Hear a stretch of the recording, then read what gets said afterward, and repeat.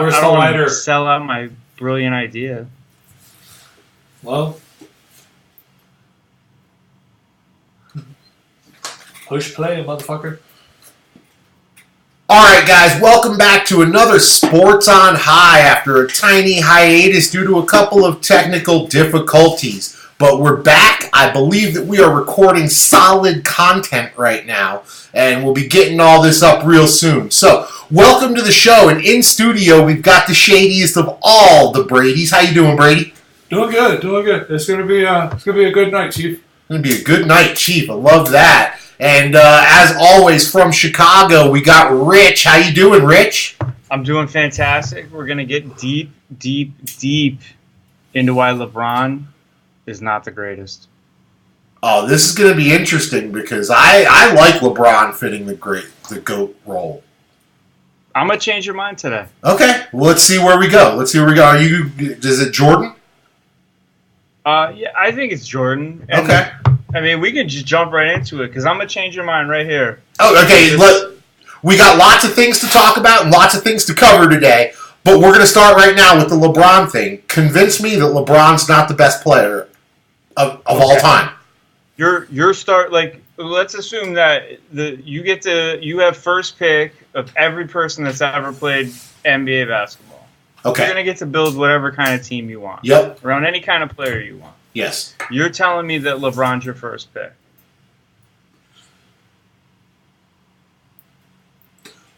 Yeah.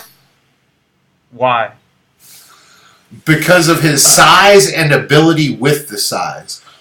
He basically created a new position called power forward point guard. Not called that, but it's basically a hybrid of those two positions.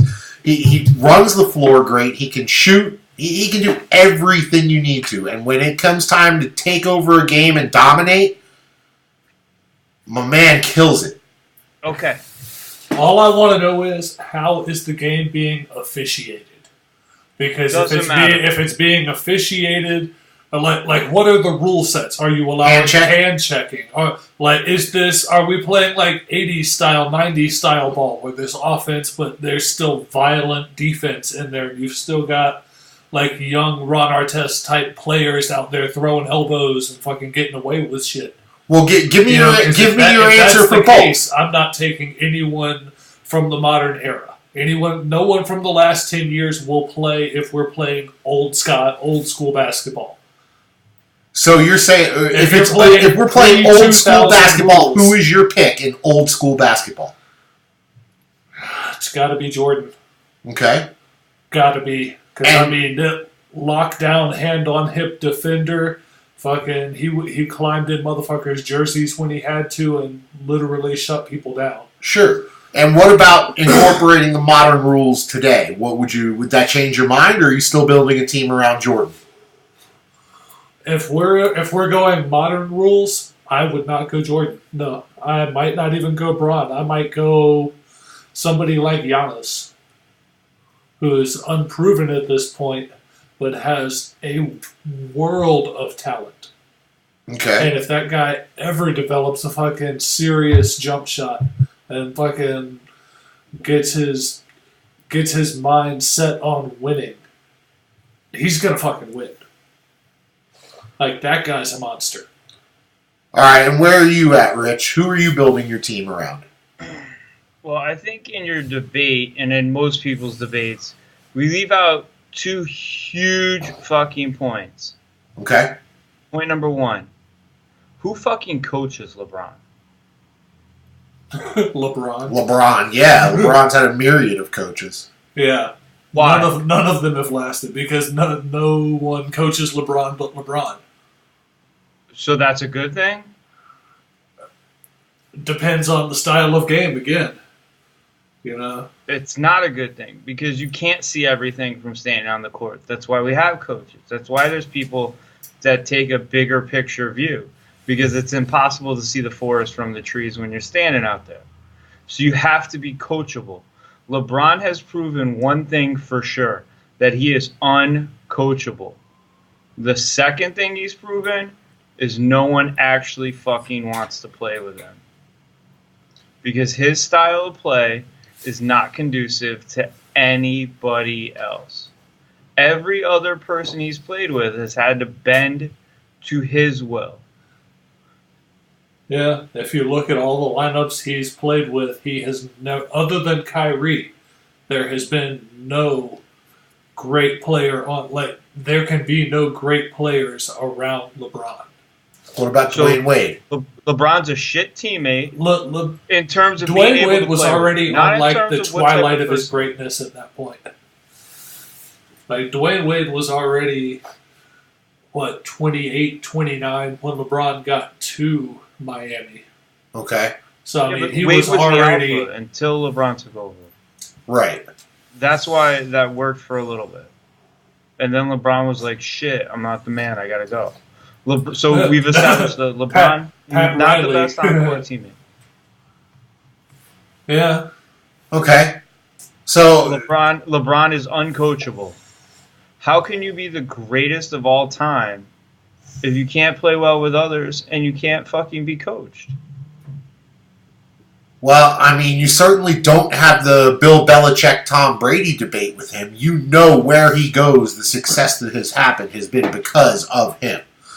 You know, Phil Jackson coached Michael Jordan to his 6 titles, but then he went to LA and won, 5 more? Yeah. So, was it Phil? Yeah, was it MJ? But then Phil went to the Knicks. It's both, but you in order to be that great player, you have to be coachable. You know, Phil Jackson still had Shaq and Kobe and a fucking Rick Fox and just Ron Harper, like a plethora of fucking stacked talent. But they were coachable. They understood to take that big picture view from the coach and implement it on the court. LeBron has to fucking throw out and get himself a puppet that'll just do whatever he says. That doesn't make you the best. It makes you an asshole on the court. He's a dominant asshole, I'll tell you that. Not knocking it at all. I'm just saying, how can you be the greatest in a team sport if you're not a team guy? Most recent LeBron quote, I think that goes right into what you were saying there, Rich, from after their loss to the Pelicans the other night. His quote at his locker, "How many know what's at stake if you've never been there before?" Just shout down the young players. I'm just reiterating right now. LeBron will ride this out. Maybe the Lakers make the playoffs. Maybe they don't. But LeBron will come up with an injury and will not be playing the last couple of weeks of the season. I mean, not saying that, but LeBron was quoted this week as saying... They won't make the playoffs if he doesn't play all the way through. He's going to have to carry them every fucking game. Like, he is literally going to have to do Herculean shit and just put this team on his back because all the veteran help that he was supposed to have is fucking fading. Fucking Rajon Rondo, not really showing up. Fucking JaVale McGee, I mean, come on. JaVale McGee. Lance Stevenson, I mean, come on, Lance Stevenson. You know, I mean, all this veteran help he was supposed to have acquired that was going to help him with these young players, they've all fucking faded out. And they're not doing shit for him. He's talking shit to the young players, and the young players are the ones that are actually putting up points in the game with him. It's just it's sad that LeBron is tarnishing everything by not being able to play with the other kiddies in the sandbox. But that's my point. Like, I'm sorry, I'm not taking him. He's not my first pick for the guy I want to build my all-time greatest team around because he doesn't play well with other kiddies in the sandbox. But that's not to say that if you put him on a team with somebody like an MJ, with somebody like a Kobe, with somebody like a Shaq, that person doesn't whoop LeBron's ass in line, and then LeBron plays well with the other kids in the sandbox. Yeah, right. There's no one that can challenge him right now. Well, take that spot from him. There are very few people in the league that have enough skill to do that. Well, because LeBron wouldn't be making these comments if he was on Jordan's team, because Jordan would whoop his ass in the locker room. Yeah, Jordan would punch a fucker. Oh, yeah. I mean, Yeah. Coach, Shaq, like all those guys I mentioned, they all probably whoop his ass in the locker room, or at least try. I mean, LeBron's a big dude. Yeah, and that's one of those reasons that I would lean towards LeBron, the way he's built. I mean, it's hard to say what he would do with other superstars because aside from Dwayne Wade, he really hasn't had any other superstars. Kyrie, I guess. But Kyrie demanded out. Like none of them want to play with him because he's such a shit person to play with. Right, but right now Kyrie is saying, "No, that wasn't so bad," because he's been bitching about being in Boston the whole time. It's all a game. Kyrie's just fucking with people. What do you mean Kyrie's fucking with people? We're talking about the same guy that said the Earth is flat. What do you mean Kyrie's not fucking with people? Of course Kyrie's fucking with people. I'm curious how somebody attains a scholarship to Duke and believes that the world is flat. How does that happen? Yeah. Hey, listen. Whoa. Listen. Yeah. Yale has tampons in the men's room because gender is not biological. So what are the dudes doing with the tampons? They might need them. Oh. Yale. Our prestigious school of Yale has tampons in the men's room. Okay. Well, there's a first time for learning about everything, huh? Yeah, today I learned. What did you learn today, Brady? Can we get the NBC The More You Know logo coming up? Wait, you didn't know that Yale decided to put tampons in the men's room? Like it's an equal rights thing. Oh, that's interesting. Yeah. Whatever's clever. So, moving on. So, anyways, back to Kyrie's is just fucking with people. Yeah. The Celtics will win the East. Okay. Is all just a fucking dog and pony show. Like, let's see. Let's break this down. Because you're gonna get the Bucks are gonna finish first. The Raptors are gonna finish second. The Sixers are gonna finish third. Celtics are gonna finish fourth. Pacers fifth. Then you get the Nets, and who gives a shit about the last two spots, right? Okay. Well, it sounds like Milwaukee you're mapping beats most of up this out. on whomever. Yeah. The Raptors beat up on whomever. The Sixers go like 6 games with the Nets because they're scrappy. And the Celtics beat the crap out of Indiana with, 2/3 of a team, right? Okay. So then you get the next round. You get the Bucks versus the Celtics. There's one thing we know, Brad Stevens knows how to defend Giannis. The other thing we know is Giannis is not a closer. Because if Giannis was a champ and a closer, Giannis's team would have won the All-Star game. Giannis would have been MVP. But he's not a closer. Giannis is still soft. He's still a millennial kid. He's too worried about ringing the bell on Instagram and having his girlfriend come over and suck his dick every time he rings the bell. He's not worried about being a killer and a winner on the basketball court. Celtics beat the Bucks. The Raptors and the Sixers beat the snot out of each other, but Kawhi is that good, they make it to the finals against the Celtics.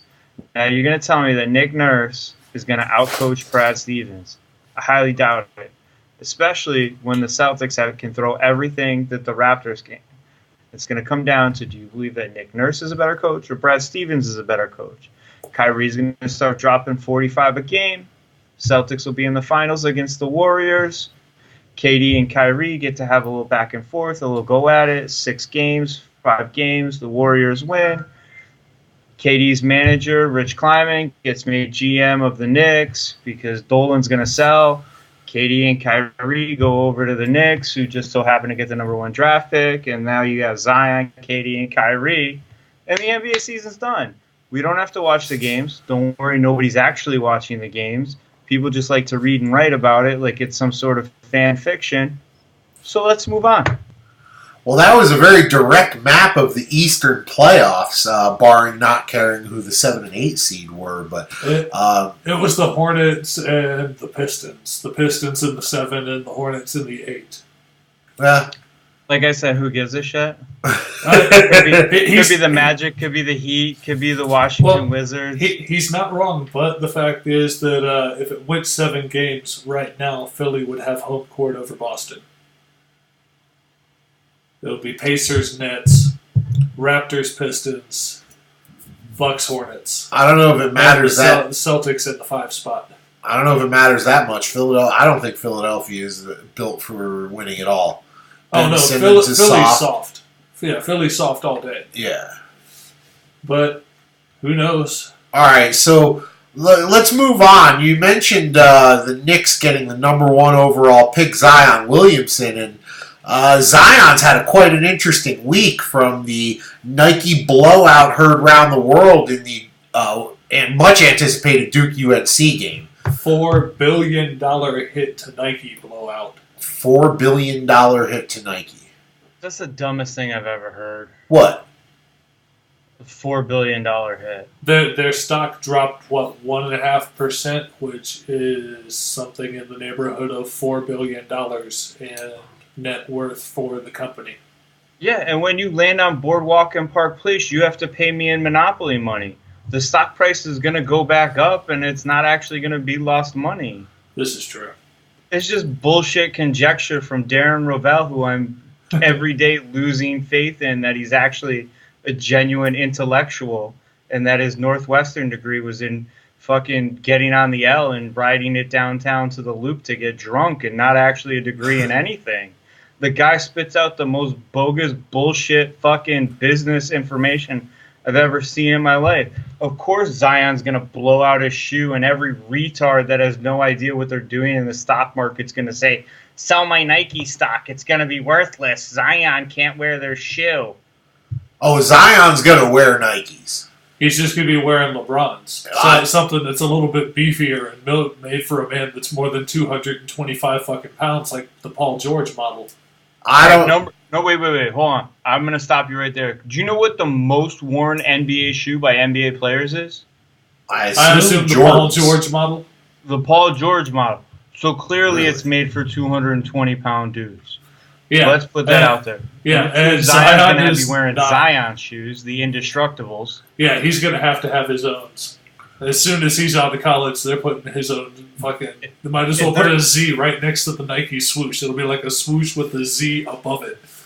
If they're not called like the Iron Giants, the Indestructibles, or something fucking cool like that, it's a goddamn shame, and Nike needs new marketing. No shit. No, but Nike is going to have to pay out of the ears to get Zion's endorsement. But I'm sure they'll pay... Yeah, exactly. They'll pay every penny of it. Yeah, and they'll make every penny of it back for Zion. Like, that dude will earn every penny of that shoe contract just by stepping on an NBA court in their shoes. With the big fucking Z and the Nike swoosh, and it'll probably be god-awful and ugly just like the early LeBrons were. Nah, everybody's entitled to an ugly shoe. When you've got a line, you're allowed to have an ugly shoe or two. That's true. Look at Steph Curry. Good God, those things are hideous. I do want to know, do you think that Robert Mueller is going to be investigating whether a UNC student popped a couple of stitches on that shoe before the game? From what I understand, Nike started a pretty huge internal investigation into what happened. Yeah. I just feel like maybe the Korean factory worker had been, there for 10 or 12 or 14 hours at that point and probably wasn't all that sharp when they made the shoe that day.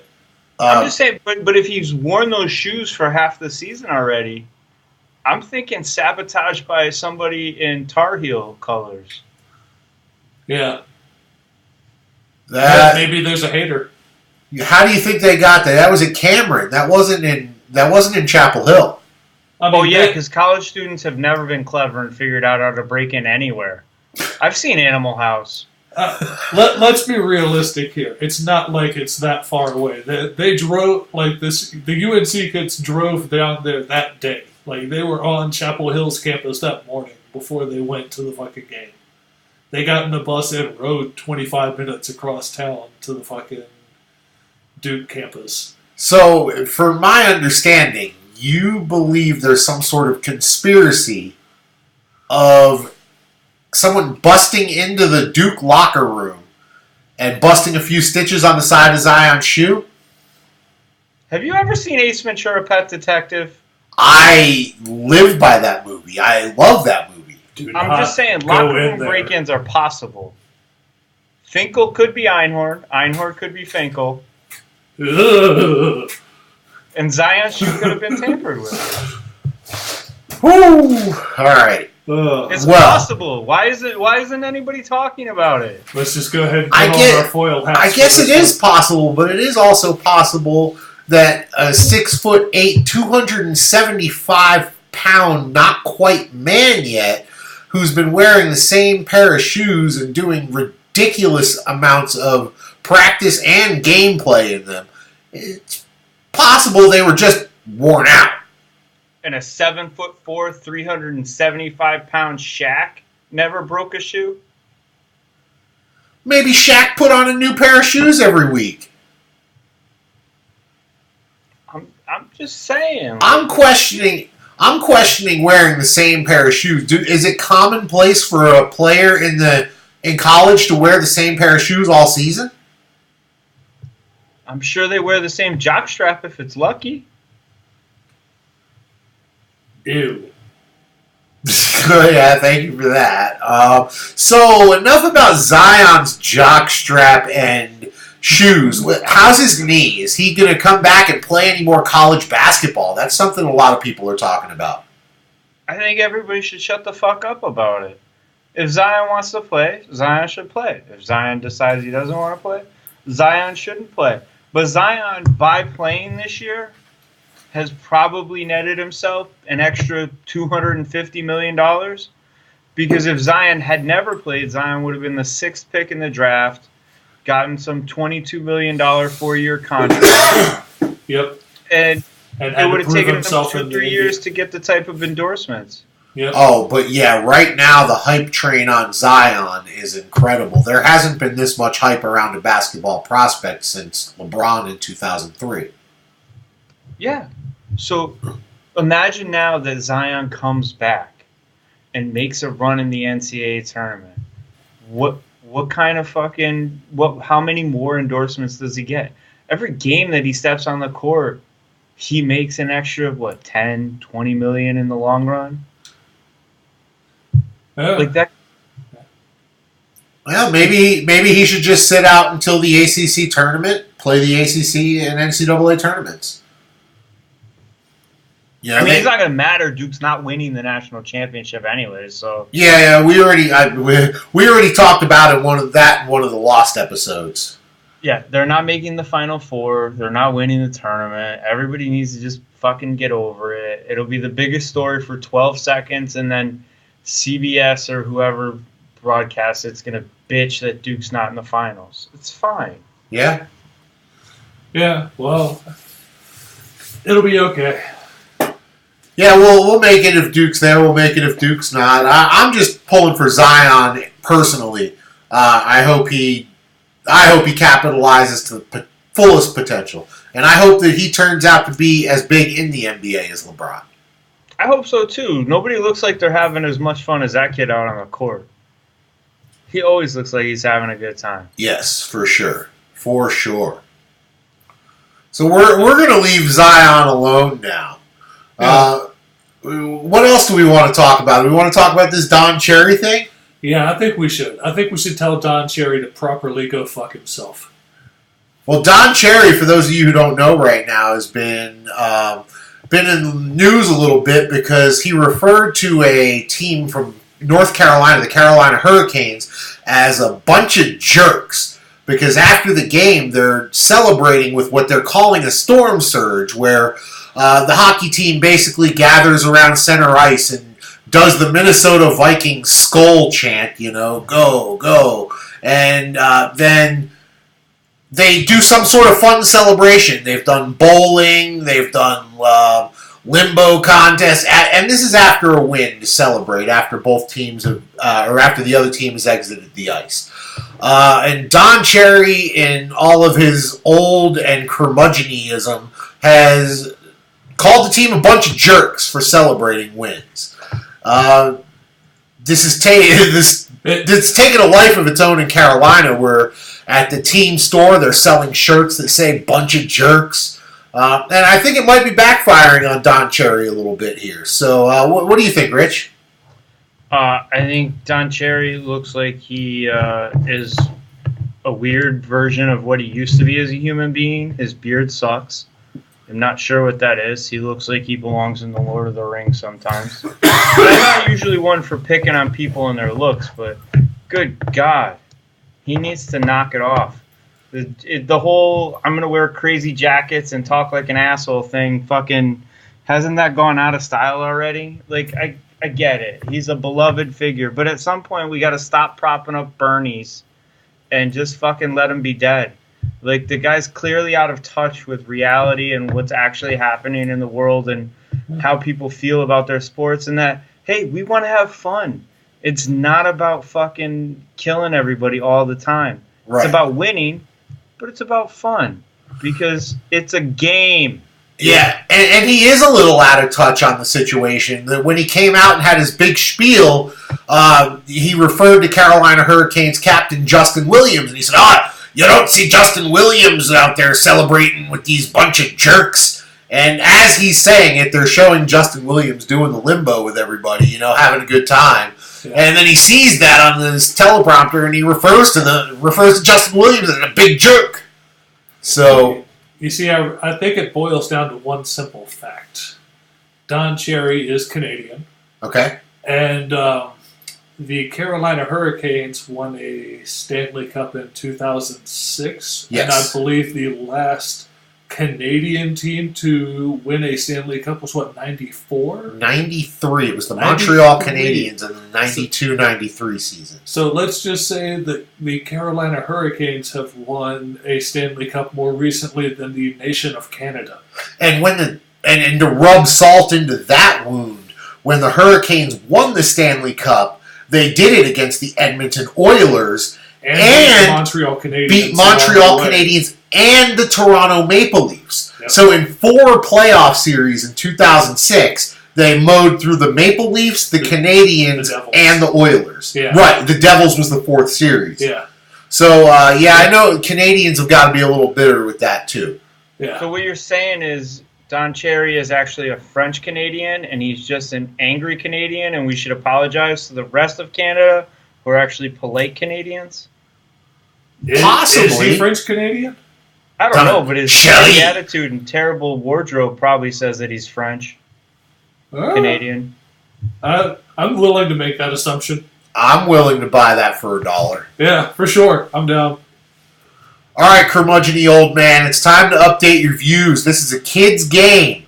The kids are going to have some fun. The other team was off the ice. They were not celebrating like this in front of another team. So let's get that old updated, man. Let's get you a nice one-color suit jacket. Let's get you looking good. Let's trim up this fucking troll-looking beard you got. And let's have a little bit of fun with the kids, Don. What do you think? I think the other option is we should just not let him talk anymore on TV about hockey. Oh, I don't know if Canada agrees with you on that. You may have gone a little too far. Yeah. I think we should only let him do curling commentary. Can we do a horrible segue into a Don Nelson comment from this past week? From, crazy old guys named Don? Yeah, so this Don Nelson is the old NBA coach, right? Yes. Okay, so what happened with Don Nelson? In a post-game interview after they had done some celebrating of the We Believe Warriors from back in the late 90s, early aughts, I believe, with Don Nelson as the coach and Steven Jackson and Mitch Richmond. Yeah, several other very large, angry individuals that you would definitely want on your side in a dark alley. At the post-game press conference, Don Nelson was asked what he had been doing recently with his life, and he responded, "I've been smoking some pot." Well, good for him. He's enjoying his retirement, right? I didn't think that was anything new. He apparently never smoked as a coach, or that's what he says. But yeah, you could see the look on Steven Jackson's face when he said that. He was just like, Steven Jackson kind of looked over at him like, "Motherfucker, why did you not call me?" So it wasn't a look of disapproval, it was a look of jealousy. Yeah, there was a little bit of jealousy, and maybe a little bit hurt that he didn't call his old friend Steven Jackson to come by and burn one. I'm sure that they amended that in the parking lot immediately afterwards. For sure. Fucking probably didn't even make it to the parking lot. Fucking they turned the green room fully green? Yes, for sure. Yeah. But yeah, apparently Don Nelson has been having a weekly poker game in Hawaii where he lives with Woody Harrelson and some other famous pot smoker. Oh, that's fantastic. Yes, that's what it was. It was him, Phil Jackson, and Woody Harrelson getting together for poker games once a week. Yeah, that's awesome. I can only imagine you couldn't even see across the fucking table in that room. Yeah, kind of like you in this room right now. It's looking a little hazy on your screen, Brady. Cool. Maybe. I'll see if I can do something about that. Here, hold on. Just inhale deeply. Yeah, it should work. I mean, hold on. Let me see if I can help that haze a little bit. Oh boy. Woody Harrelson has got to be one of my favorite people of all time. I know I told you about Woody Harrelson's dad. I actually just heard about this because we were talking about... Rich, I know you're big into conspiracies, and offline we had talked about the JFK a little bit. And you had laid a bombshell on me about Woody Harrelson's dad. What was that? He's the only person to ever actually have confessed to killing JFK. Still in prison right now. Did you know this, Brady? Being hired to kill JFK and doing it. Yeah. Woody Harrelson's dad. He was a hitman for the mob. He actually got caught after he killed a federal judge in Texas. That's what he's in jail for. Wow. So how about that? And Woody Harrelson's been trying for years to get him out. And not going to happen. No, he killed the president, apparently. He's a mob hitman. They're not going to let his ass out of jail. They'll find any excuse to keep his ass in there. And this was part of your Reservoir Dogs themed JFK assassination, right? Where everybody... What's that?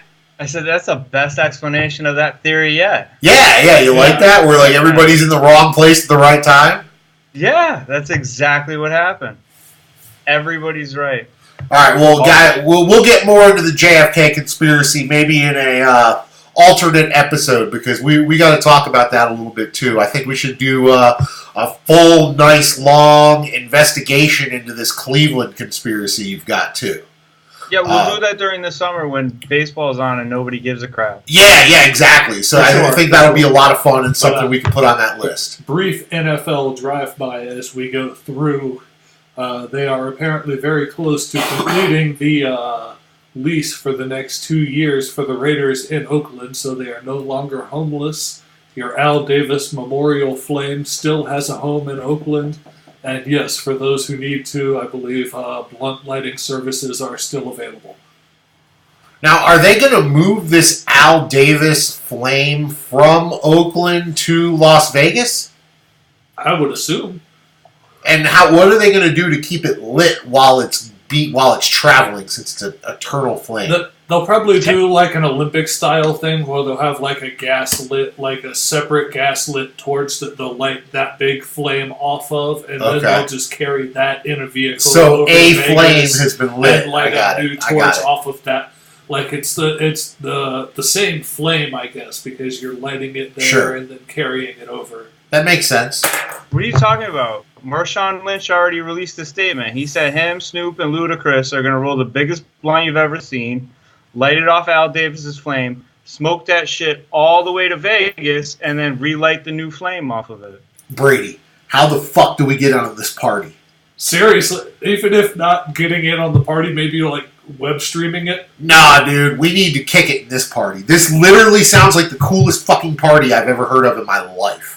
How else would you keep the eternal flame lit?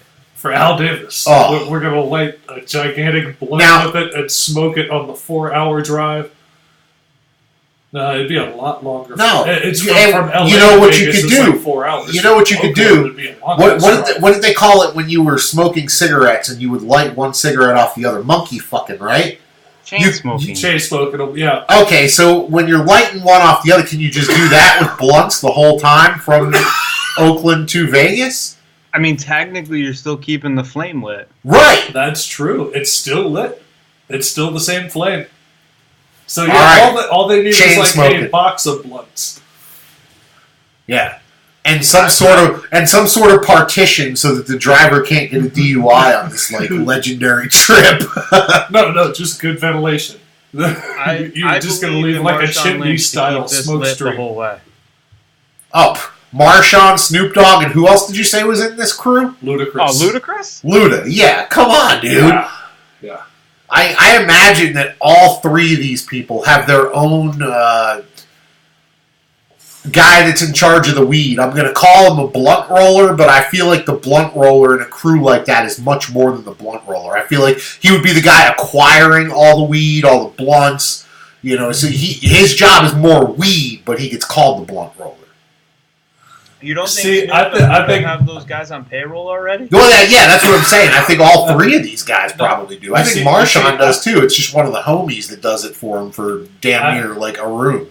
I feel like Snoop probably has a guy who just rolls his blunts, and then he has a separate weed man who is in charge of acquiring the weed, quite possibly growing the weed, outsourcing the weed, growing, like a guy who's in charge of the weed, and then there's a guy who just follows him around and rolls his blunts for him. Okay, so you're saying that there's a weed guy who then subcontracts the blunt rolling to say, to a blunt roller.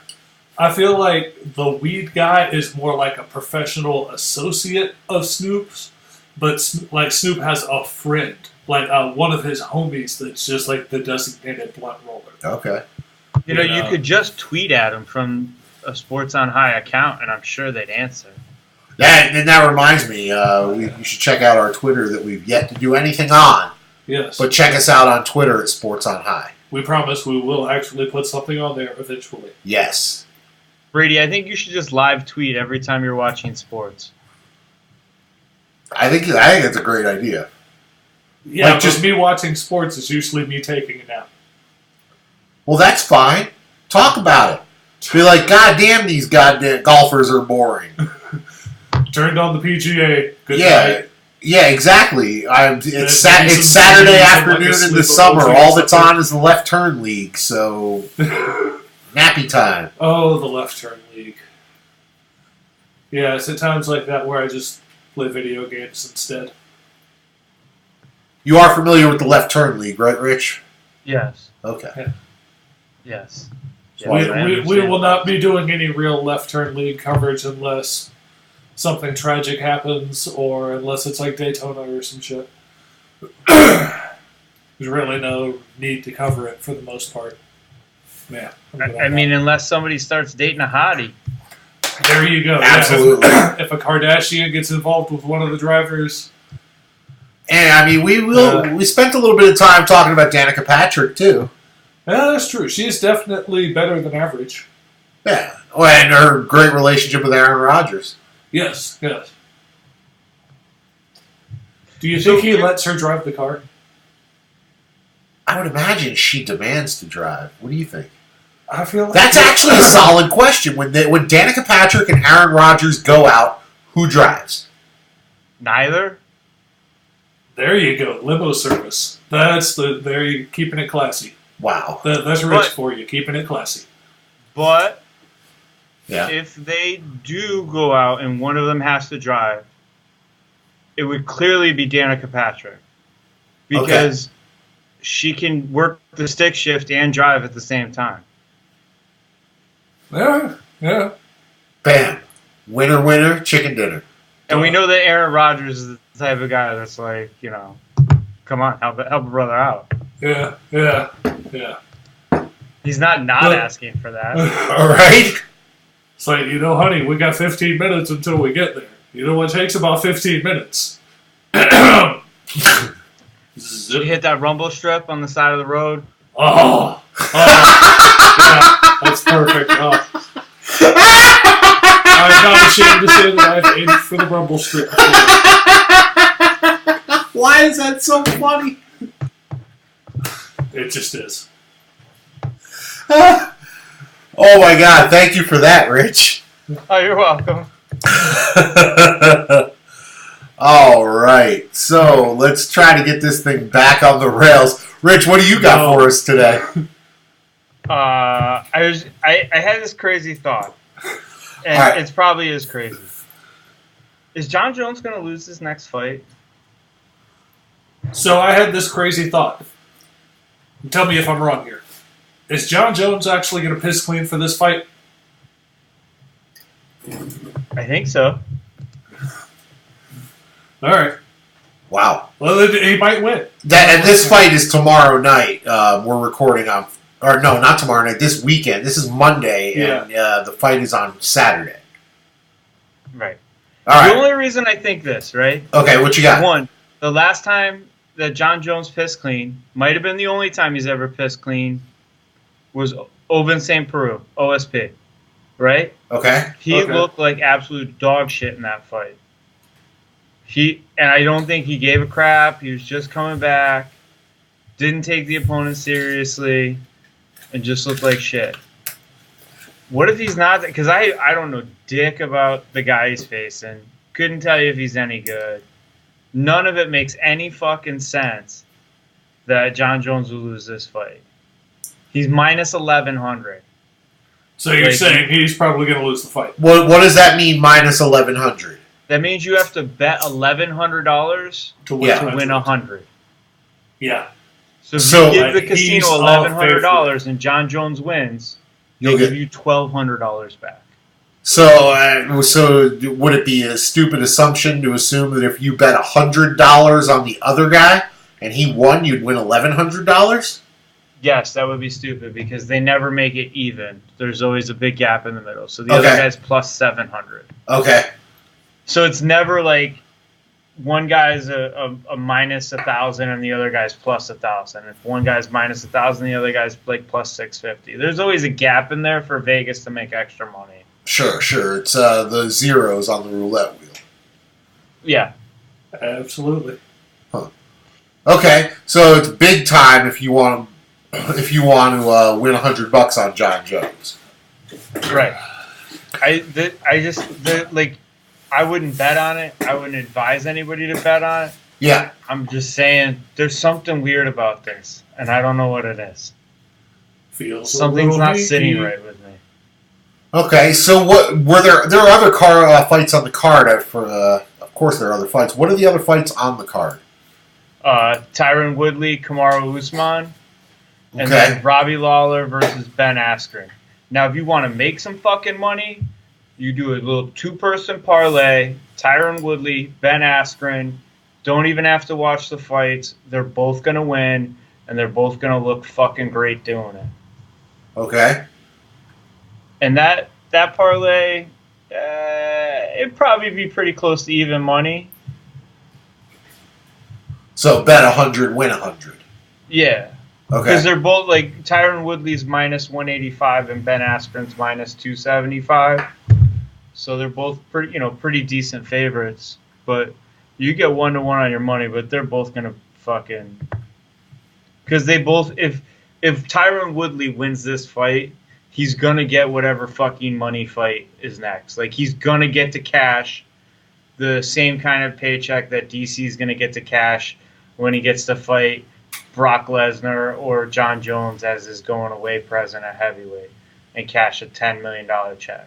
The next fight after this for Tyron Woodley is the Cash Your Money paycheck where he gets to fight Conor, Khabib, some fucking crazy ass big time name. Okay. Ben Askren, this is just a prove yourself because Ben Askren has been what many consider to be the best 185-pound fighter going, but he's been in he's been in that Russian league, like ONE FC or something, and they traded Ben Askren's contract for Mighty Mouse's contract for ONE FC, but Ben Askren in like his last 5 fights has been hit like 3 times, and he's never lost. Like he's been punched 3 times in 5 fights?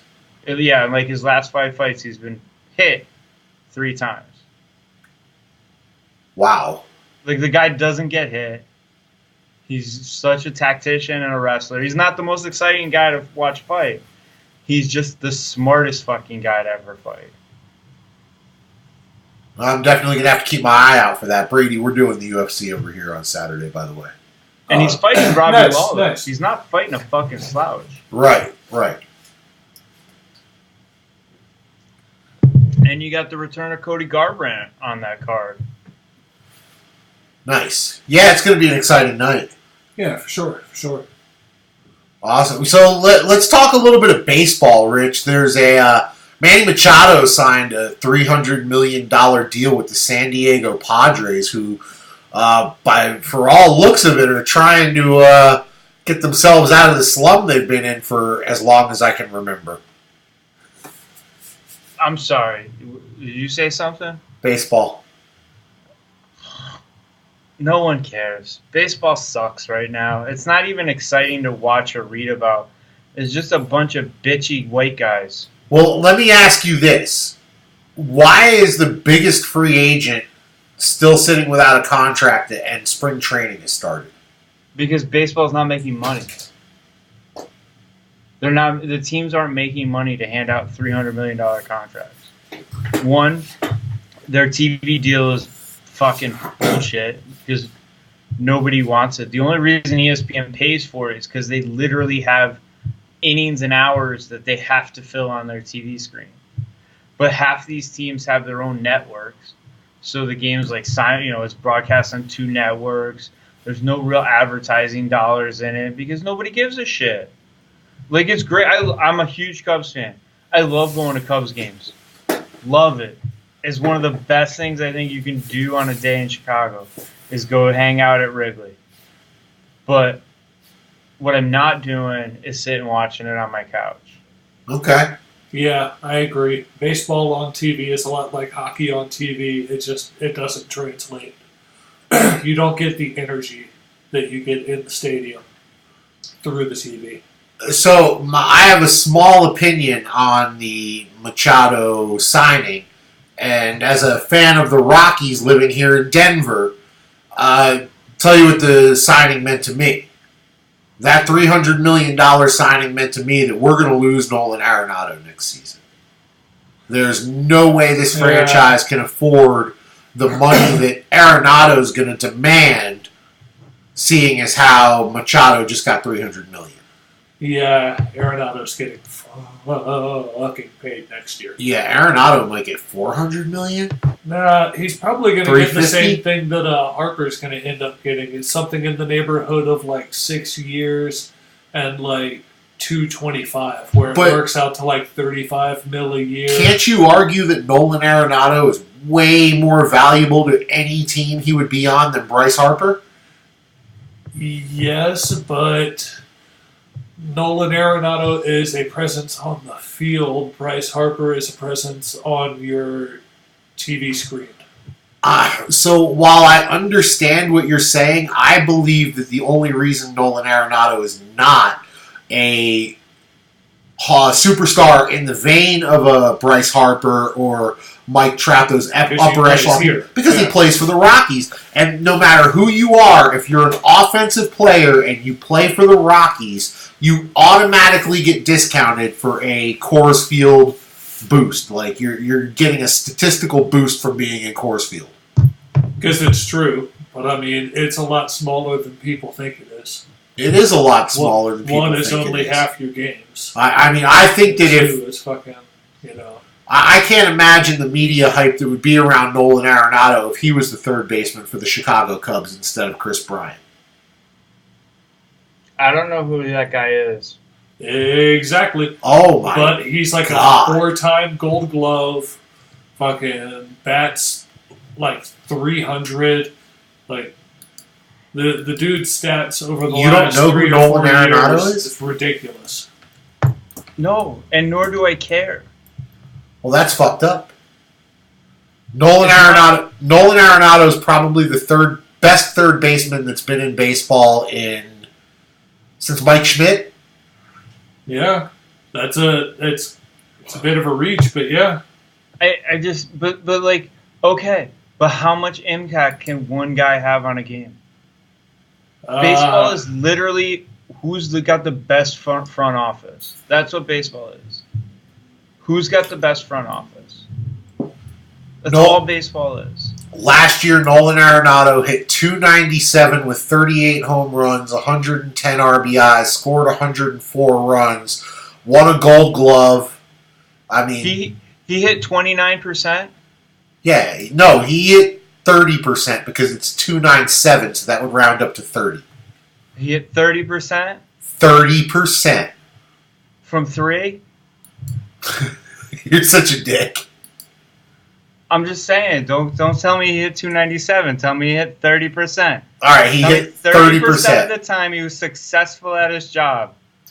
30% of the time he got a hit at his job. If you wanted to say he was successful, wouldn't you have to find his on-base percentage and include the walks and errors? Well, errors don't count as being successful at your job. That's somebody else being unsuccessful at their job. So you would include walks, but again, I go back to that's somebody else being unsuccessful at their job. What do we classify fielder's choice then? Or what about a hit by a pitch? I mean, yeah, the pitcher didn't quite do his job, but you got hit with a fucking 85, 90 mile an hour heater in the ribs. I say that counts. I feel like that should count. That's a walk. Technically, you didn't get out of the way. So that's technically, he shouldn't have been throwing it through the batter's box. The batter's box belongs to the batter. He's supposed to throw it over the plate. It should, the pitch should not occupy the same space that the batter is occupying. I mean, do we take into account all the errors and boneheaded plays he makes in the outfield as whether he's successful at his job, or do we split those into two separate categories and say that 30%, 50% of the 50% of the time, he was only successful 30% of the time?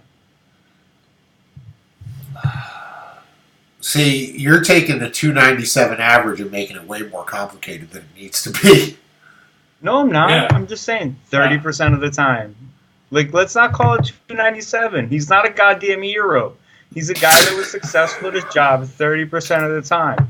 If any other human was successful at 30% of their job, they wouldn't get to have a job. Yet you're talking about this guy as one of the greats. He's so fantastic. Yeah, that's how baseball works. So hard. Well, guess what? It's not fucking entertaining. I'm not paying to watch it. So pay that man whatever he's worth, which is a lot less now because no one gives a shit about baseball. Is baseball losing steam like that, Brady? Kind of, yeah. I'm really hoping for that Futurama moment where it's like, oh, they just up baseball. Literally, the Blurns Ball episode played on my automatic thing yesterday. Nice. Yeah, so I just really, hey, it's as American as apple pie and grandma. The seventh inning simmed all the games. Turned it completely analytics?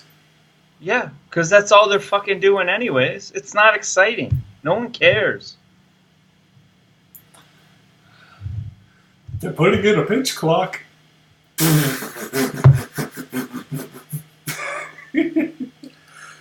Yeah, I went to a baseball game with my mom, and my mom grew up in a time where she went to a bunch of baseball games, and she was very proud of the fact that she never left a baseball game early. And she hadn't been to a baseball game in probably 15 or 20 years when I took her to the Rockies game. We got to the 6th inning, and she's like, how the fuck is this taking so long? What is going on here? Like, is this ever going to end? Yeah. So you're used to those 2 hour and 15, 2 hour and 20 minute fucking speedy ass 70s games where it's just like one pitcher through 7, maybe 8 innings. You bring in your closer, bada bing, bada boom, it's done. You don't have 4 relievers coming in the same inning to get out of a jam. Yeah, exactly. You know? You know when baseball was fun? When's that? When Ty Cobb was still beating motherfuckers with baseball bats? Baseball was very fun for me as a 9-year-old in 1986 when the Mets won the World Series. You know, it was fun in, like, I don't know, 96, 97, 98. Barry Bonds, Mark McGwire. Yeah, the Mark McGwire, Sammy Sosa home run chase was definitely entertaining. Hey, I thought Barry Bonds was great. Barry Bonds gets so much shit and should be in the Hall of Fame, but Barry Bonds was great. But I mean, you watched his neck grow through the course of the season. You know what we don't see? Highlights of dudes in kayaks out in whatever Covey Cove that was in San Francisco, because dudes are jacking balls out there.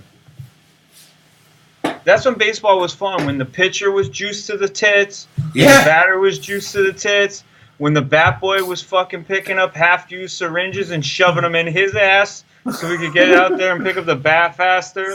Like, that's when fucking baseball was fun.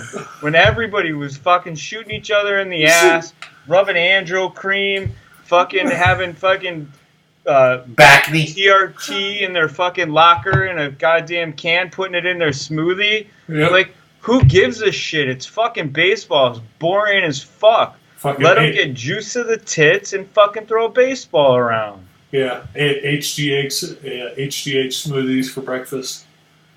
Who cares? Yeah. The fucking MMA for a while was goddamn Wild Wild West, and they let them take TRT and kick each other in the head. What is TRT? Full testosterone. Testosterone replacement therapy? Yeah, it's basically like doubling your body's testosterone level. That must make some pretty angry dudes. Yeah. You ever see pictures of Alistair Overeem when they used to call him Ubereem? No. Woo! Look that up. That dude was a goddamn Greek statue. They called that dude Ubereem because he wasn't even real. Like, he was an un-CGI'd Incredible Hulk knocking people into the next dimension. Wow. Until they started drug testing. Yeah, then Francis Ngannou put that dude on Pluto. Yeah. Well, when you take away someone's edge, what are you going to do? Yeah. I have an actual guaranteed make your ass some money parlay for this UFC fights. Okay. Oh, shit. You got Tyron Woodley, Ben Askren, Zabit, no idea how to pronounce his last name, and Mickey Gall. All four of them to win, plus 283. $100 will win you 283 to $300 depending on where you go. But you get 3-1 on your money. Lock that shit in. Can't imagine any of those dudes losing. All right, nice. There you go. There's your smart money of the week there, folks. You just fucking cash that check, go to Vegas, bet on it, and then fucking spend it before the fights are even over. Beautiful thing. In most states, or in a lot of states now, we don't even have to go to Vegas. We're getting that everywhere. DraftKings just signed a huge deal with Caesars Palace. Really? Tell me about this. Good for them. Oh, I don't know. Oh, okay. Thanks. I just read the headline. I didn't read up on it. Good call. All right, fair enough. I mean, I could find it and read on it, but I'm assuming it's just like the deal in New Jersey that DraftKings is going to use Caesars lines and shit and be able to. It's like a multi-state thing, so people can use the app on their phone to bet. Nice.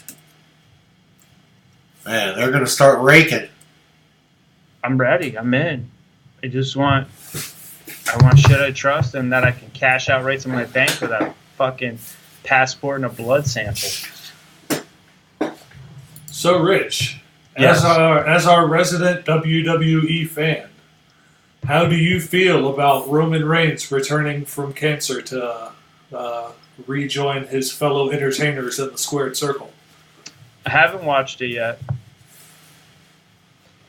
but I was never a huge Roman Reigns fan. But the ratings did dip after he left. So I mean, and from all accounts, is during the house shows, the non-televised stuff, he's the biggest fucking fan favorite, and he is a good worker in the ring. We need to bring back managers in professional wrestling. Where's Bobby the Brain Heenan when you need him? Oh. Bobby the Brain Heenan, Mr. Fuji, Jimmy. The mouth of the South, Jimmy Hart. Yes, with the megaphone. Oh, God. Beating motherfuckers with a megaphone when the ref wasn't looking. Oh, that's so classic. We need more Paul Heyman on TV. We need to bring back managers that can talk for these guys. It's fucking great. It works. It does. It does. To have, like, the greasy, sniveling, loudmouth manager in front of the meathead. Just just adds such a nice layer of frosting over the cake. It just really ups the entertainment value. I'm just saying, we need to bring back managers. Roman Reigns isn't terrible on the mic. He's all right. But, I mean, if he had, like, just the right manager, it would be fucking great. And I think there's a place for it. Managers can take bumps and do some cool spots, but Leo Rush actually made Bobby Lashley relevant. I think I'm struggling to see the big WrestleMania picture right now. They got a lot of work to do. But I will say this. The WWE has spent a lot of time over the last 2 years putting women's wrestling in the forefront. Like, they've gone out of their way to really try and give them a platform to showcase on. And they've done it in such a way that their biggest star right now, three of their probably arguably top 10 stars are Ronda Rousey, Becky Lynch, and Charlotte Flair, and they do nothing but sell merch, and Becky Lynch might be the biggest star in wrestling. And that's to Is that the redheaded one? Yeah. Oh yeah, she's hot. She's fucking great. They do some crazy ass shit in the ring. Like, Charlotte Flair takes the same kind of bumps that the men do, and she deserves all the fucking credit. So, file this under today, I learned, apparently at the very end of the Roman Reigns article, there is a reference to, let me get this right,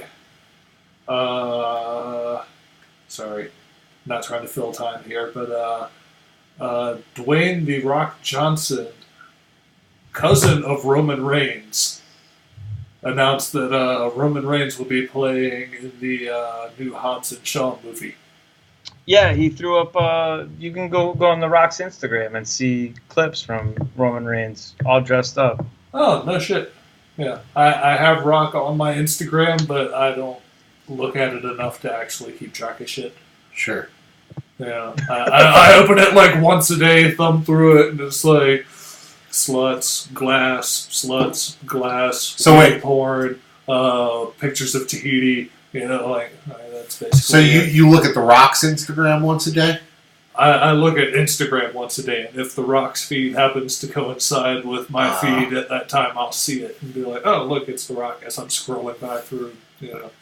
I think the story would have been a little more interesting if you actually looked at The Rock's Instagram every day, like. Oh God, no! Like you're trying to keep up with the him and Kevin Hart prank war. No, I have no cyber stalkiness in me. That is not something I'm capable of. I just don't give that much of a fuck. Ah, I see. It was just an interesting snippet at the end of an article. That is all I just get jealous of the sushi train and all The Rock's cookies and brownies that he eats on his cheat days. Dude, that sushi train is epic. I've seen that thing once or twice go scrolling by on the tab, and I'm just like, holy sushi fuck. Train? Literally like 2 or 3 plates with nothing but rolls and sashimi and just fucking beautiful cuts of sushi and rice, like piled on these fucking plates. And he's sitting there with like a laptop open, like watching something on a laptop, eating this like giant fucking sushi meal. It looks amazing. The Rock posts pictures, John, of his cheat meals, which is always what he calls the sushi train, and it is like the most glorious spread of fucking sushi. Yeah. And then it is literally, I mean, just this giant plate with probably a dozen cookies on it that he houses. Yeah. And it is like the dirtiest thing for somebody like you and me. Yeah. Who, you know, you suffer and you eat keto and you're eating meat and you're eating vegetables and that's all you're eating. And when I see that, I get a little, slightly, maybe a lot aroused by all of it. Oh yeah, I mentioned something about eating food, and you were just like, stop. How did it taste? Tell me more about you. You weren't concerned so much that I had a cheat day or was off the rails. You were like, I really need to know how that Hershey bar tasted. I can't tell you the last time I ate a fucking candy bar. I think about a Snickers every now and then, the nougat and the peanuts, and Wow, this just maybe this just got a little creepy all of a sudden. Maybe I'm simple. Maybe I'm simple, but I just want plain Hershey's milk chocolate. Whether it's Hershey Kisses or Hershey Bar, Hershey's milk chocolate is the thing that I crave and I miss the most on the keto. Brady, let me tell you this. You give up sugar. You fully quit your addiction to sugar. I mean, you go, John, what would you say, 5 weeks? Oh, my God. To like, fully be like, all right, I don't fucking need it. Did it take a month, 5 weeks, 6 weeks? Yeah. I'd probably drop 20 pounds, honestly. If I actually got no carbs. Like, you gotta go fucking hardcore for like a month. Dude, I weigh less than Brady now. Yeah. Holy shit. Yeah. That's fantastic. I dream of donuts every day. Every day I walk in to get my coffee, and I swear to God, I'm like the kid in The Sixth Sense, and the donuts are dead people. How would you do going into like a Krispy Kreme while they were baking? Have you ever been into a Krispy Kreme while they were baking the dough? How would you do like walking into a Krispy Kreme right now, like with the fucking lit up sign, the smell, warm donuts inside? Oh, I can see them coming down the conveyor belt now. Oh, right, getting covered with the ooze. Yeah, they're coming under the little glaze fountain. Oh, I could do it. I wouldn't enjoy it. It'd be like fucking Chinese water torture. It's gotta be horrible. Like, I went to the mall, and when I went to the mall, I was like, I don't know, 6 football fields away from a Cinnabon, and I could smell it. Yeah, the like, Auntie Annie's pretzels over at the fucking... Oh. Yeah. And like, everything in the mall was a fucking trigger. You're right. It's like pretzels here, Cinnabon there, strawberry lemonade here, cookie stand there. Yep. All of a sudden, you can fucking smell sugar from a mile away. It's crazy. It's everywhere. Fucking crazy. They're pouring sugar into you out there. All right, well, enough about our dietary needs there. So, there's one more thing I want to talk about this week.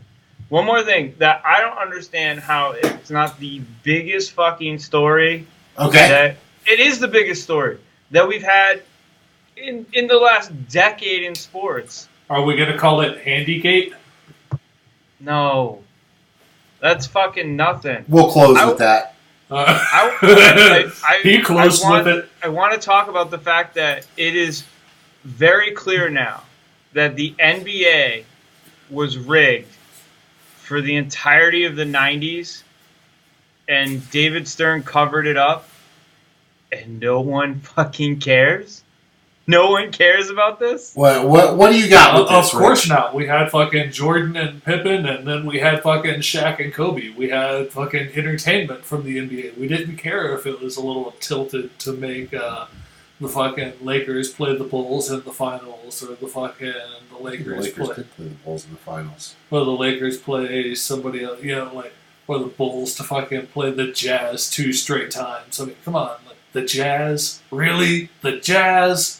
I mean, don't get me wrong. They had that 1-2 punch. Yes, Stockton and Malone were great, but ESPN we all knew. ESPN wrote a huge article about Tim Donaghy, and that the FBI was going to have him wear a wire because he had flipped on all the other fucking referees that were involved in this. And before they could get him to wear the wire and record anything, David Stern leaked the fact that the fucking FBI was investigating, so all the other referees could not get fucking caught, and then he buried it all. Yeah, he set up a great big red flag for all the refs to be like, because the refs were fixing games in the entire 90s. Hey, refs got to make money too. Donaghy laid out how he would do it. He goes, here's the game plan. You call 3 seconds early. You call 2 quick fouls over here. He fucking told ESPN how they rigged fucking basketball games. Yeah. Told them. And they printed it. You can now go back through the 90s, take all his little nuggets and apply it to every fucking NBA game. And you can find all the refs that were in on this rigging fucking NBA games. Does that mean that we should throw out all the record books from the 90s? Should the games not count? Suddenly makes me feel a little safer about picking LeBron over Jordan. Go fuck yourself. Yeah, I'd still take Jordan because I feel like LeBron's just not angry enough. Like LeBron is too level-headed. There's a certain bit of A-type, I'm gonna cut your fucking throat mentality that you need to be. And Jordan had that shit. Oh, I will admit that my basketball knowledge is a little on the ignorant side.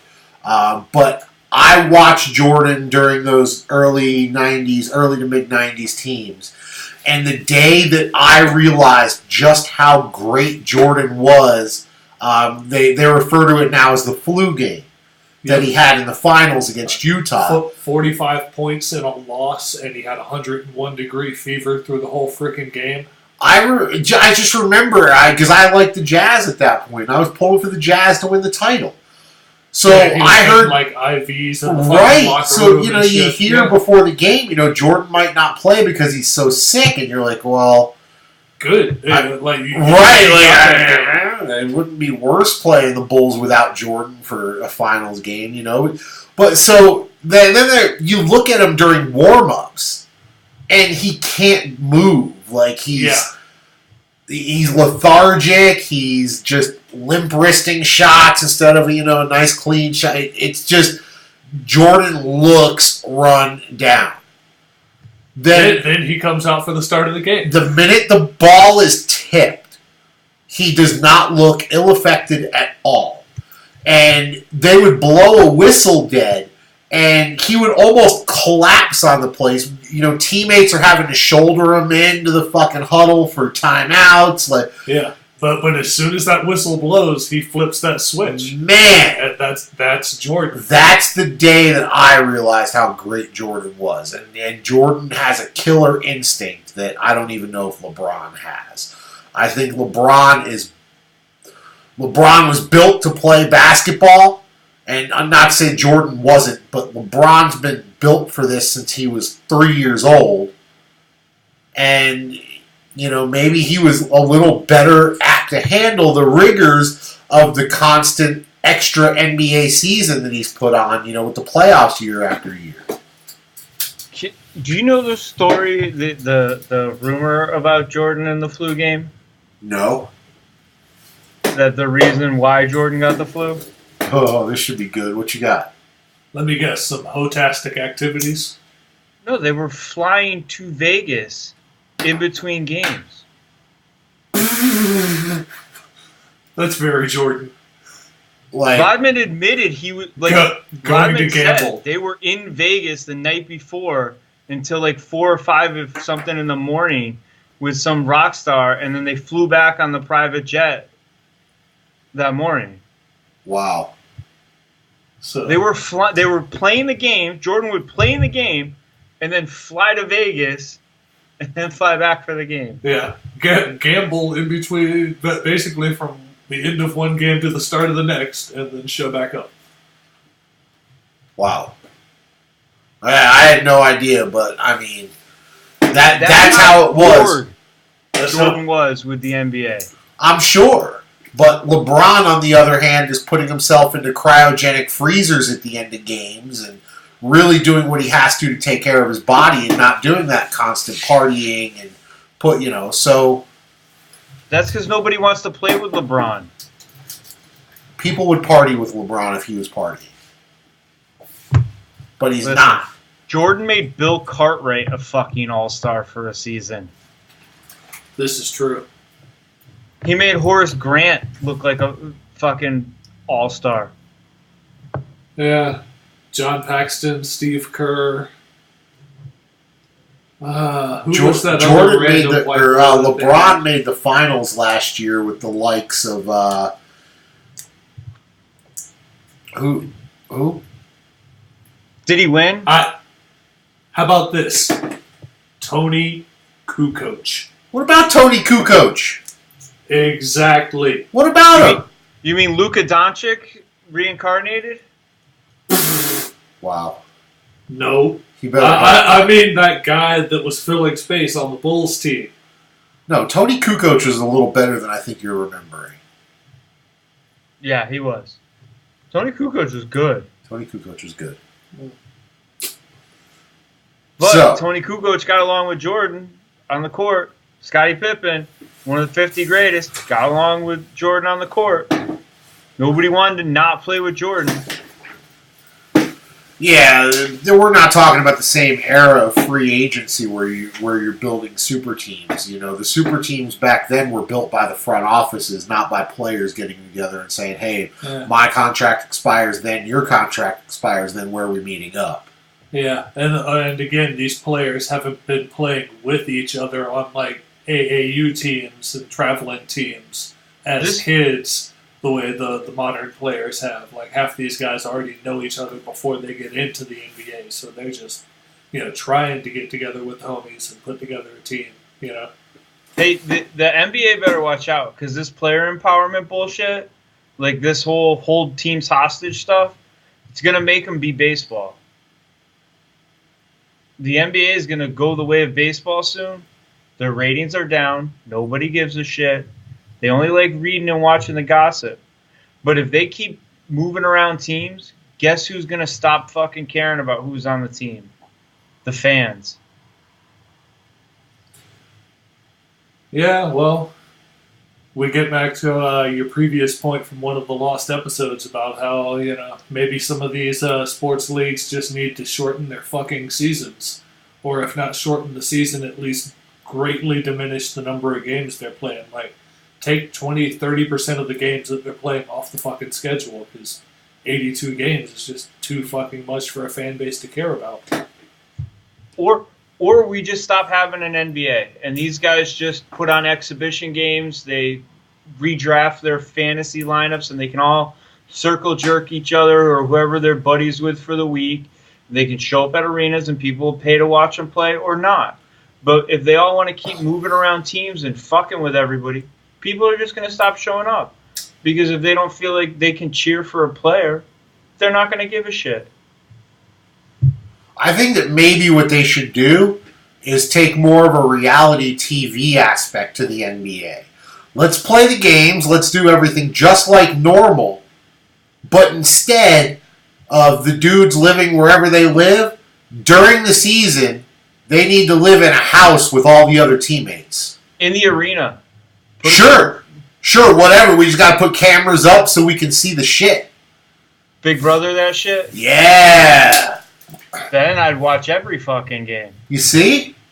See, I think you're missing the target there, because I think a lot of the NBA fans want to see that NBA life and the NBA home drama. So part of your contract with the team is we're going to come to your house and put cameras all up in that motherfucker. And during the regular season, that shit's going to be on. No, I like John's idea better, but during the off season, we turn the cameras off. But I your like wife, John's all your home all drama. Stay in the arena, right? Okay. All right. And then we get a big mansion, and we make all the wives and girlfriends have to stay in the mansion separate. Oh man, that's drama. There you go. You got all the chicks in one house, all the dudes at the arena, right? Yeah. And they can only, if they want to hook up, they got to be at one of those two places. During the off season, they're off. Right. Regular season, it's full. Wow. Cameras everywhere. So right now, when you pay for the NBA League Pass, you pay let's say $160 for the season, right? Oh, I'd pay $500 for the season. That's what I was going to say. I was going to say I bet you could get the same $160 per team if you had all that access. Yeah. If you had cameras in the locker room full time, right? So I could get the Denver Nuggets for $160, and I get all that access. Or you could do something where you get the whole league for $500, right? But if you just want the Nuggets, you could do $150. Oh, I'd buy the whole league. I'd watch that shit all the time. I might never sleep again. Are you telling me you wouldn't have, in the old movie, what was it, Sliver or Silver? What was the one where the guy was spying on the chicks? I believe it was Sliver. I believe that was Sliver. I believe it was a Sharon Stone movie in the mid-90s. Yeah, Alec Baldwin. Yep. Oh, fantastic. It was Sharon Stone and Alec Baldwin. Have like the wall of TVs and you're flipping back and forth with like 15 TVs between all the NBA teams. Yeah, and it's literally nothing but baby mama drama and fucking players out at the club at night, because the cameras would definitely have to follow the players out at night when they went out. So, anytime they went out and did anything fun, we have full access. I think we've come up with $1 million idea. Well, multi-million. That's a multi-billion-dollar idea. Oh, bam. Yeah. Somebody needs to pay us for this shit. No, somebody's going to take it and do it. Yeah, that's true. Brady, if the NBA does that, you get the whole package for free for life. I'm okay with that, I guess. That's what I have to do. Yeah, I was going to say, I would rather have a cash payout. They could throw us a bone of a few advertising dollars here and there. Yeah, absolutely. We'll advertise for them. We don't care. You need to get on the Sports on High Twitter account and tweet at Mark Cuban, because that's the dude that would make that happen. I am not on Twitter. I do not have access to the Twitter account. Let's try to get on Shark Tank and holler at Mark about this. Wow. Mark, we've got a way to save the NBA. Tell me he's not going to be enthralled. Oh, he's going to love it. Wow.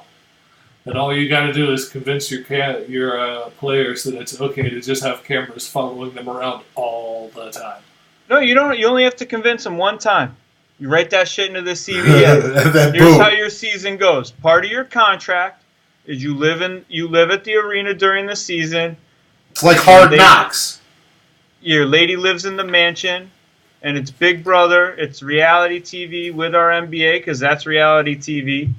And when Tristan Thompson bangs your girl and then you got to play him on the court, everybody's going to tune in. Everybody's going to tune in.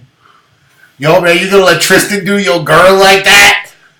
And we're going to have Derek Fisher coaching Tristan Thompson's team, and we're going to see who bangs whose girl first. Oh, Mr. Steal Your Girl versus Mr. Steal Your Girl? Yes, that's like a race to see who can be most scandalous.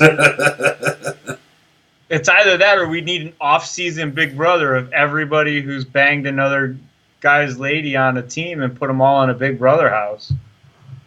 Ooh, I've heard rumors of some hockey guys that should be on that list. So yeah, Brendan Steal Your Girl Shanahan. Yeah, Brendan Steal Your Girl Shanahan. We'll call it Big Eskimo Brothers. Bro, this was some old whale. That's a horrible joke, sir. Thank you, Big Eskimo Brothers. I love this idea. It's not going to be on MTV this summer. This idea is getting better and better and better. Oh, the off-season, Big Eskimo Brothers on MTV this summer. Wow. All right, so Mr. Kraft can't be the only person in the world with a happy ending this week, so we've got one more thing to talk about, and John, we're going to do it on a positive note with Mr. Kraft here. What do you got, Rich? Would you say that this is the happy ending to the Patriots dynasty? No. Do you really think this is going to affect the Patriots on the field in any capacity? I mean, if Kraft can't get them all happy endings anymore, maybe that was the secret in the sauce. Oh, man, Kraft will get his happy ending somewhere. Yeah, that man is rich enough that someone will give him a handy and be very quiet about it. Yeah, I think so. I mean, when you're that rich and powerful. Yeah. What do you think he was going on here? Do you think he's just a rich and powerful dude and he's just doing something to feel greasy? I think he's an old man who just wanted a handy. But as someone who used to work next to a handy hacienda, I saw plenty of creepy old dudes going in and out of that place on a nightly basis when I was closing up the head shop. All right, so I'm going to need you to rewind that just a minute. You mentioned working next door to a hand job hacienda. Can you please explain the situation a little closer, Brady? Because it sounds like you've got a little bit of intimate experience into the craft situation. Not necessarily, but there was a 3.5 year span of time where I was working at a head shop. And during the first year that head shop was open, there was an Asian, I believe it was simply called Therapeutic Massage Institute next door. And Therapeutic massage. Yeah, on the door it said it had the healing touch. Yes, healing touch massage. And let's just say that you never saw a woman go in or out of that place. Yeah. And that tells you everything you need to know about the establishment. Yeah. So, like, it was plenty greasy and plenty gross, and I did my best to ignore it. But it was there. But it was there? It was definitely there, and it was definitely gross. Okay. All right, so I don't think this is the end of the Patriots dynasty. I think it's hilarious that people are calling for it like it's the beginning of the end. And I don't see this playing any effect on the team. I don't see on-field this affecting anything at all. The Colts owner got a DUI, which I feel like is a much more severe... Well, let's not overlook the whole other portion of this, that there's sex trafficking and other crazy stuff involved. Well, okay, I understand that this is a bigger, deeper case than just a hand job or whatever that happened with Mr. Kraft. But, I mean, this is an old guy who's been widowed for years that got a hand job. Yeah, I mean, this doesn't really seem out of the ordinary. Yeah. You know, this is not something that is striking or shocking. It's very sad that there was human trafficking involved in this old man getting a handy. But I don't think that had a part with the old man. Yeah, unless they can prove that he was complicit in the human trafficking going on, like if he was in charge of or financing through or washing money in, or, you know, if there were other circumstances, then they'll definitely need to reevaluate the whole situation. But as far as just an old man getting a handy at what most old men would consider a pretty guilt-free, in and out sort of situation at one of those places, you know, that's not shocking. You know, no one's surprised by this. I will say, except maybe his girlfriend. But I don't know. Maybe she knows he's a freak, and like when she ain't around, maybe he just needs to get him tossed. Boom, like if I know. I will say, you guys know where this happened, right? Juniper, Florida. Jupiter, Florida. Jupiter, Florida. I heard the name of the place was the Orchids of Asia, or Orchids of the Orient, something sketchy like that. You know the people that live in Jupiter, Florida, right? A bunch of old people. I would assume. No. In that area, it's fucking all like wealthy people, including several big name golfers. Doesn't Mr. Woods have a house in Jupiter, Florida? I've done intensive investigation on this, and I would like to report very happily that El Tigre is not involved in this in no way, shape, or form. And that we are out of the woods on El Tigre being involved, even though he is within a 10-minute drive of this place. First of all, fantastic investigative work. Yes, absolutely. Thank you for those details. Yes, that's amazing. Very important. It was very important whether I was betting on Tiger to win the next tournament or not. Yeah, because if he I'm was not betting on him now. If he was getting service there and that place got closed up, if he was there getting hand jobs last month, I might be all in. Okay. Well, no, because now he wouldn't be able to go back. They're closed up. They got shut down, so he wouldn't. Maybe if he was playing good before, maybe was visiting. Maybe his parlor didn't get shut down. That's true. Maybe his parlor is run by legitimate Chinese women, not immigrants that are being trafficked. Yeah. Maybe he actually pays local Chinese women who are actually citizens to give him hand jobs.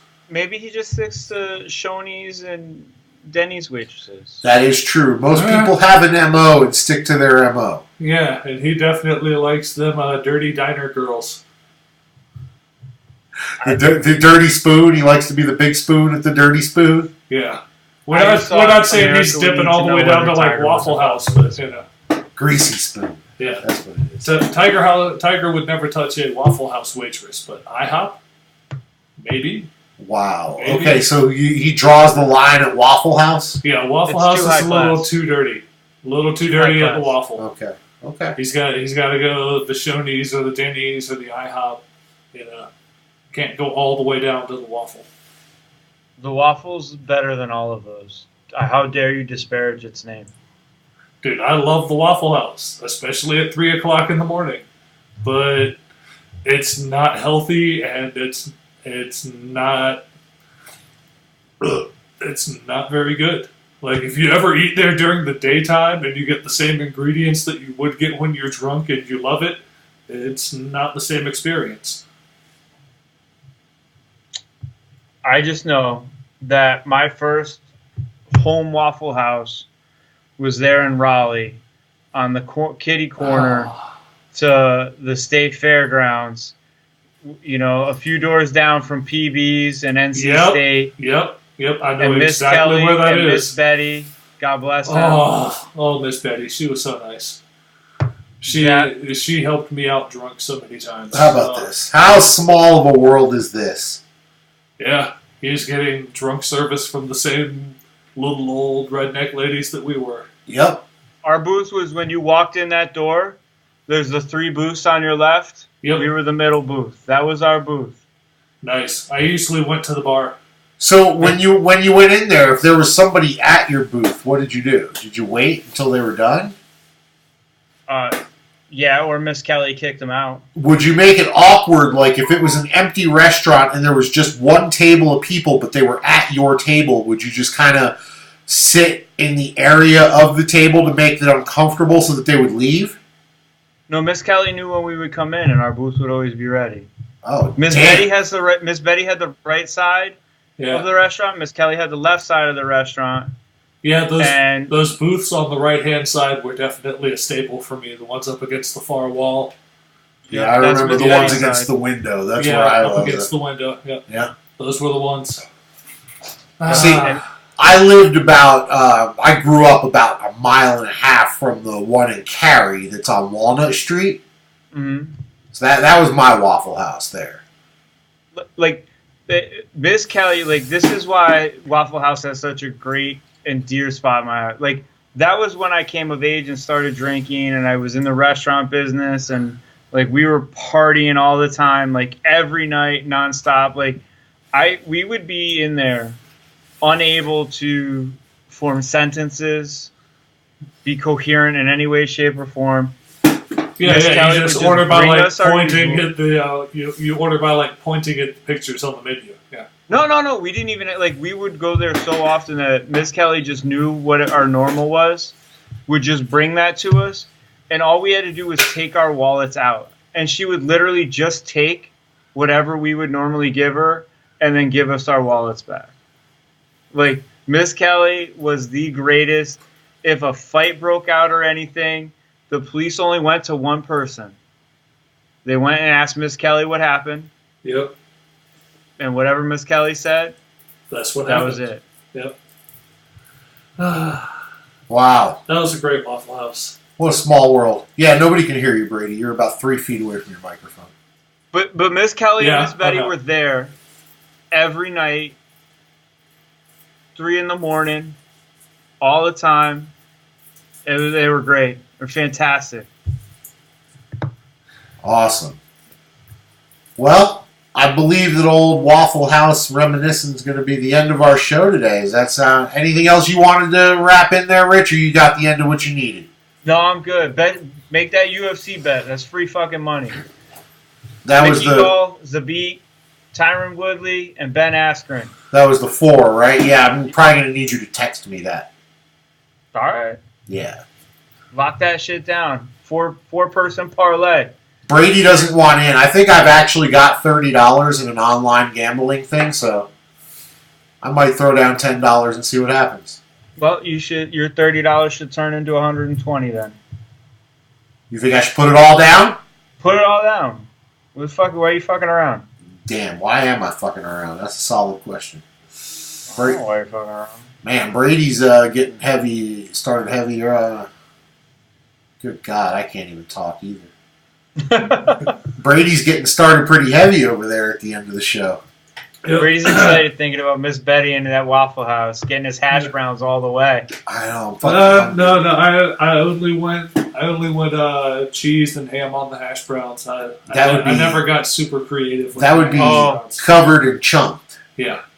No onions, no chili, none of the craziness. Oh, my hash browns were all the way, topped with Burt's chili. All the way, bro. All the way. Don't be a puss. I always liked that Burt's sausage melt plate. That was my joint out there. And you get it on Texas toast, but yeah, I can't eat that shit anymore.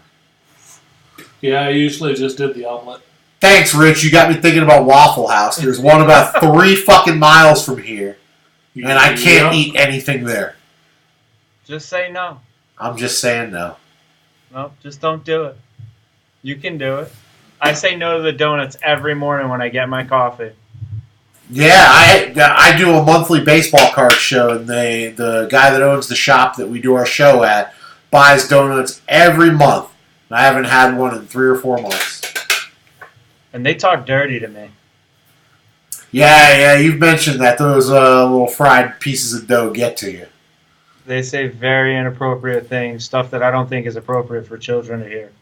Well, I have a feeling this is going to end up not being a children's show, so we'll get to sharing some of those things for sure. Yeah, this is definitely not kid-friendly. No? Nah, I don't think so. No, this is definitely going to be a PG-13 show. Maybe if they were brought up like my kids, roughened to the language. My 4-year-old daughter was at my ex-wife's house last week, and when she dropped the kids off with me this week, she said, "Your daughter said the F word."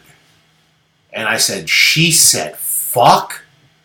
Now, when she said fuck, did she use it properly in a sentence?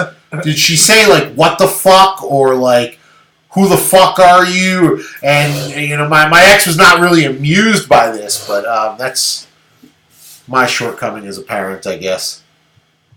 Well, I mean, your 3-year-old son did call me a shithead at one point in time. He did call you a shithead, but you were trying to get him to call me a shithead. Yeah. And he just turned it around on you. I was impressed. I did not expect him to pull that. It was very good of him. Yeah, gave me a little bit of hope for that one. We were a little worried at that point. Well, my kids are much older, and they, for some reason, feel that it's all right to swear freely in front of me, too. Oh, I can't wait. Like, Mary Jane, my 4-year-old, still feels like she's saying something bad when she says it, and I still have to look at her and say, you know, you can't use words like that. I know Daddy's not being a good example setter, but you gotta not use words like that. No, I just told them you gotta choose when you use those words. I never told them they can't. I just said, if you use them in certain situations, it's going to get you in trouble. It's your choice. Right. It's all about timing. Hey, all we can do with these kids is show them the right way and hope that they do it. I've always thought of it this way. Your job as a parent is to give them a toolbox, to give them the tools, and to teach them how to use them. If they fuck up using those tools later on in life or they lose them, it's not your fault. Yeah. You've just given them everything they can that they need to be successful. No, if you walk in and they got the screwdriver and they're trying to hammer in a nail, like, what are you going to do? I feel like Chris Rock said it best when he said, I might not win Father of the Year, but I'm going to keep my baby off the pole. And I feel like that's all you can strive for in life. Just don't let them end up as strippers. You know, you offended a lot of people with that. Yeah, Brady. I'm okay with that. Wow. I just want all the strippers to know that I appreciate them, and I don't think that they had bad parents. For real, and if any of these strippers want to talk to me about it, I'm here to listen. And I just like to know that if I ever get in good enough shape, I will strip for money too, because I find it noble to be a sexual object. Well, shit, I almost feel like I would do it now if anybody was willing to pay me. Good Lord. I mean, it'd be much more like Chris Farley doing the Chippendales. Yeah, that would be me at this point. John, I know a few places here where you could strip and people would pay you. I'm not sure they're the people you want paying you, but you could put a banana hammock on and those gentlemen would not be upset. Wow. Hey, $1's $1, right? Whatever you gotta do. Well, on that note, I think we're going to have to wrap this one up. If anybody wants to get in touch, just drop us an email at sportsonhigh@gmail.com. And from the Burley Studios, anything last... Oh, we forgot. Brady. Yeah, what? What did you learn this week? Damn. I had something good too, but that last joint just took it away. Oh, I learned that Yale's men's bathrooms have tampons. Yeah? I'm still confused as to what I'm going to do with that information, but I don't feel like it's going anywhere. No, that's definitely stuck in the head at this point. I think everybody should go to the Yale's men's bathroom and take the tampons and shove them in the toilets until the toilets are clogged. I don't know that we should be endorsing that, but do what you've got to do. Cause your chaos. From the Burley Studios in Denver, Colorado, we are out. The champ is here. Go fuck yourself. All right. I like that ending, Brady. Go fuck yourself. Screw you guys. I'm going home.